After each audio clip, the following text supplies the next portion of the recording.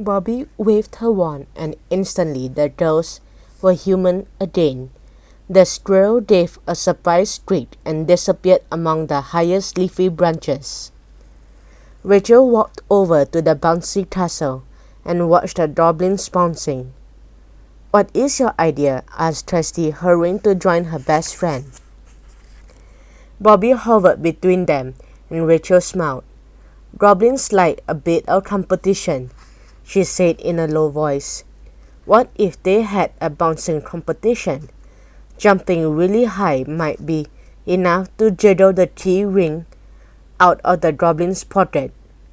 "Fingers crossed," said Trusty, smiling.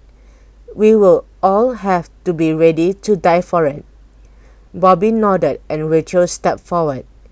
"You are all really good bouncers," she called out to the goblins. "It is hard to tell which one of you is the best." "Me!" shouted all the goblins at once. They all glared at each other and started squabbling in mid-air. "There is an easy way to settle this," Rachel shouted over the loud, angry squawks. "Have a bouncing competition.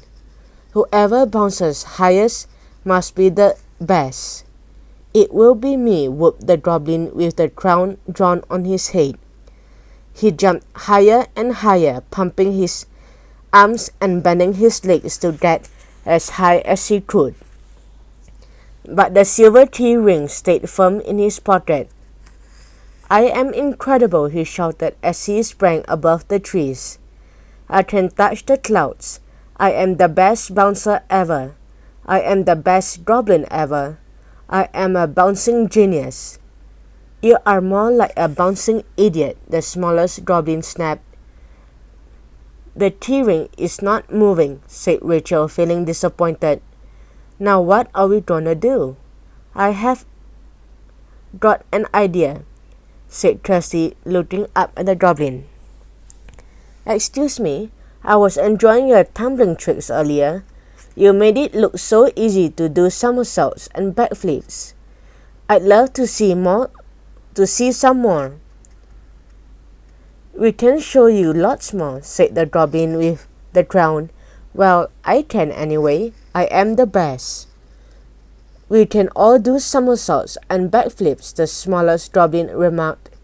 "Mine are the twistiest and the best," said the goblin with the crown. Still bouncing, he stuck his thumbs in his ears and waggled his fingers. "Prove it," said Trusty.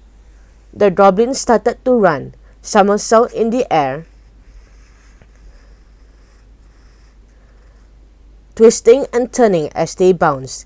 They threw themselves into complicated shapes at the top of the bounce, trying to do the splits and star jump in the air. The girls oohed and ahed whenever one of the goblins did an impressive turn or landed extremely neatly. Just then the goblin with the crown did the biggest bounce yet. He somersaulted once, twice, 3 times, and on the third spin the girl saw something small and silver slip out of his tracksuit pocket. "The key ring," said Trusty in a shrill whisper.